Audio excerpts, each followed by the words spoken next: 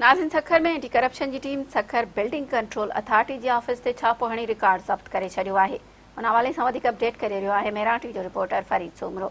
जी फरीद, छा तफ़सील आहिनि? जी, सखर के एंटी करप्शन के सर्किल ऑफिसर मकसूद सुमरो मकामी पंहिंजो मजिस्ट्रेट जी अॻुवाणी में बिल्डिंग कंट्रोल अथॉरिटी ऑफिस से छापो हणी रिकॉर्ड जो ज़ब्त किया 2016 का 2019 जो रिकॉर्ड ज़ब्त करे वरितो आहे। एंटी करप्शन के अमले के पहुंचण समेत जो अमले में भाज पैदा थी या अमलो फ़रार थी वियो।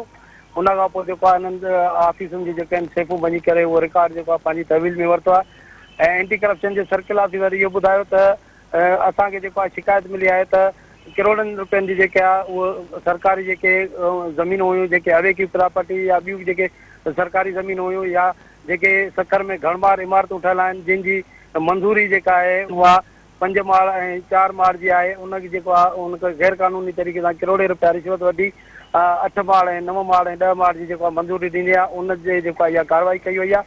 ऐं इन खां पोइ जेको आहे वधीक इन्वेस्टिगेशन करे ऐं वधीक जेको आहे गिरफ़्तारियूं जेके आहिनि उहे अमल में आंदी वेंदियूं ऐं केस बि दाख़िल पिणु कयो वेंदो। जी फरीद, तव्हांजी महिरबानी।